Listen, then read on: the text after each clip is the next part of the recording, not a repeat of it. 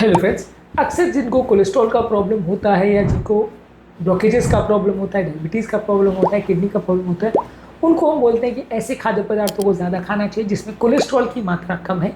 तो आज हम आपको एक ऐसी लिस्ट देंगे डिटेल फूड प्रोडक्ट्स की जिसमें कोलेस्ट्रॉल कम है।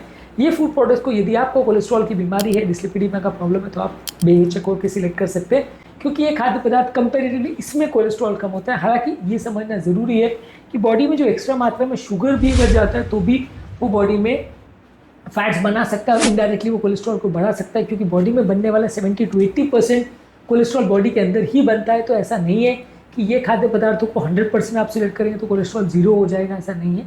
पर ये खाद्य पदार्थों में खुद में कोलेस्ट्रॉल उतना ज़्यादा नहीं होता है।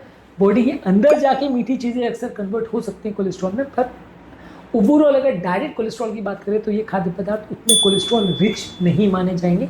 ऐसे खाद्य पदार्थों का आज हम आपको लिस्ट देंगे। टॉपिक पर जाने से पहले जो लोग हमारे चैनल पर नए हैं, मैं रिक्वेस्ट करूँगा कि चैनल को सब्सक्राइब करें, वीडियोस को लाइक करें, शेयर करें, फॉलो करें, कमेंट करें, पूरा देखें। टॉपिक इंपॉर्टेंट है, इसे एंड तक देखिएगा। चलिए शुरू करते हैं।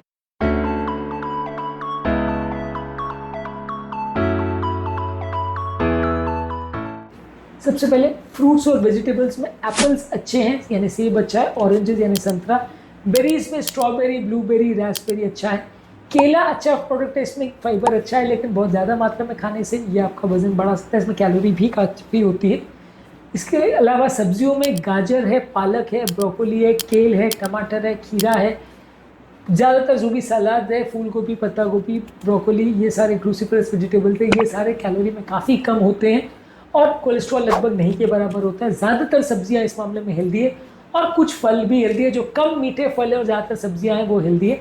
ज़्यादा मीठे फल और ज़्यादा मीठी सब्जियां आप लेंगे तो वो इनडायरेक्टली आपके कोलेस्ट्रॉल लेवल्स को बढ़ा सकता है, वजन बढ़ा सकता है, नुकसान कर सकता है। तो कम मीठे फल और कम मीठे सब्जियां आपके लिए अच्छी है। इसके अलावा होल ग्रेन्स जैसे कि ओट्स, खासकर oatmeal, brown rice, quinoa, barley, whole wheat bread और होल ग्रेन पास्ता, ये कंपैरेटिवली वो खाद्य पदार्थ है जिसमें उतना ज़्यादा कैलोरी नहीं होता है, कोलेस्ट्रॉल ज़्यादा नहीं होता है। मैदे की बनी हुई फूड प्रोडक्ट जो भी आप लेंगे वो बॉडी में इन्फ्लेमेशन करेगा और वो डायरेक्टली शुगर स्पाइक करता है, जिससे कोलेस्ट्रॉल बढ़ने के चांस बढ़ जाते हैं। तो ग्रेन्स ज़्यादातर आप लेंगे तो वो अच्छा है, खासकर ब्राउन राइस और ओट्स या गेहूँ की बनी हुई चीज़ें लेंगे तो ज़्यादा अच्छा है। जितना वाइट राइस लेंगे और मैदा लेंगे वो नुकसानदायक है। इसके अलावा जो अलग अलग तरह की बीन्स है, जैसे काली बीन, राजमा है, छोले हैं, मटर है, चने हैं, ये सारे जो खाद्य पदार्थ है इसमें फाइबर कंटेंट काफ़ी अच्छा होता है, प्रोटीन कंटेंट काफ़ी अच्छा होता है। डायरेक्टली उतने मीठे नहीं होते तो उतना आपका ट्राइग्लिसराइड वैल्यूज़ या कोलेस्ट्रॉल वैल्यूज़ उतना नहीं बढ़ाएंगे, तो ये कंपेरेटिवली ज़्यादा हेल्दियर फूड प्रोडक्ट्स माना जाएगा। इनको आप रेगुलर बेस पे लेंगे तो कंपेरेटिवली आपका वजन भी नहीं बढ़ेगा, प्रोटीन भी अच्छा मिलेगा और कोलेस्ट्रॉल वैल्यूज़ को डायरेक्टली एटलीस्ट नहीं बढ़ाएंगे। इसके अलावा नट्स और सीड्स जैसे बादाम, अखरोट, chia seed, flax seed, sunflower seed, pumpkin seeds, ये सारे कंपेरेटिवली काफ़ी हेल्दी है और इसको आप रेगुलर बेस पे ले सकते हो, डायरेक्टली बहुत ज़्यादा कोलेस्ट्रॉल नहीं देंगे।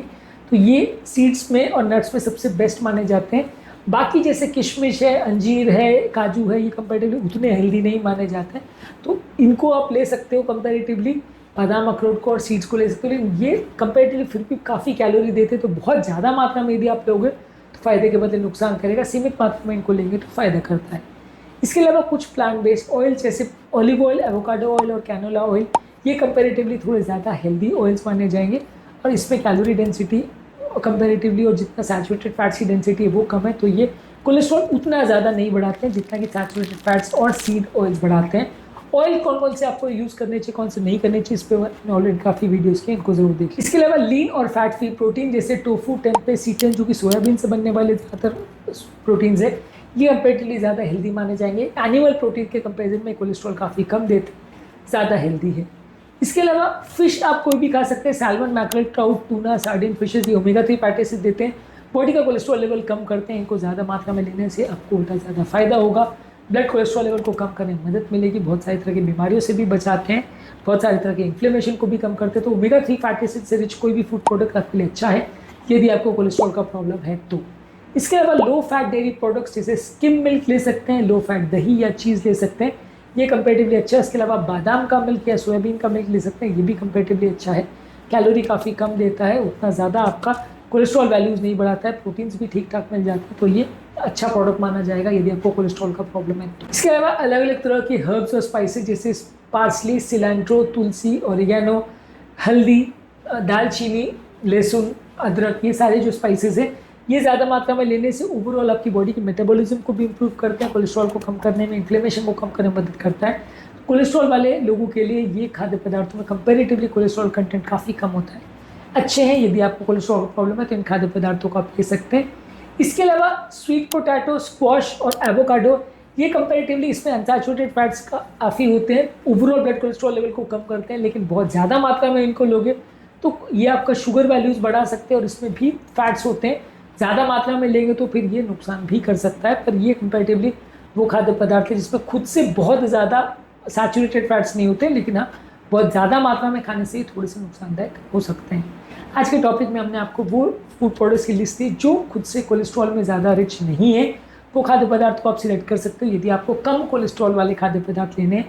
लेकिन ये मान के रखिए कि बॉडी में 70-80% कोलेस्ट्रॉल खुद से ही बनता है, तो यदि आप ऐसा कोई भी खाद्य पदार्थ खा रहे हो जो कि मीठा है या जो बॉडी में कैलोरी बहुत ज़्यादा दे रहा है, तो वो इनडायरेक्टली डायरेक्टली कोलेस्ट्रॉल में कन्वर्ट हो सकता है। तो इसलिए कोलेस्ट्रॉल की प्रॉब्लम से पीड़ित पेशेंट्स के लिए कोशिश यही करनी चाहिए कि आप इन खाद्य पदार्थों को ज़्यादा लीजिए, लेकिन असीमित मात्रा में कोई भी खाद्य पदार्थ को नहीं लीजिए, कभी कभार वो फायदे के बदले नुकसान भी कर सकता है। आज के टॉपिक में हमने बात करी कौन कौन से खाद्य पदार्थ कम कोलेस्ट्रॉल देते हैं या लो कोलेस्ट्रॉल वाले खाद्य पदार्थ कौन से होते हैं। इसके अलावा हाई कोलेस्ट्रॉल वाले खाद्य पदार्थ कौन से हैं, प्लांट स्टेरॉल्स कौन से खाद्य पदार्थ में होते हैं, प्लांट स्टेरॉल से फ़ायदा नुकसान क्या होता है, इसको भी हमने अलग वीडियोज़ में डिस्कस किया, उनको भी ज़रूर देख लीजिएगा। टॉपिक एंड करने से पहले जो लोग हमारे चैनल पर नए हैं उन्हें रिक्वेस्ट करूँगा कि चैनल को सब्सक्राइब करें, ताकि चैनल को आगे कंटिन्यू करने के लिए हमें मोटिवेशन, इंस्पिरेशन मिलते रहे और चैनल की रीच बढ़े, ज़्यादा से ज़्यादा लोगों तक ये हेल्दी मैसेज पहुँच सके।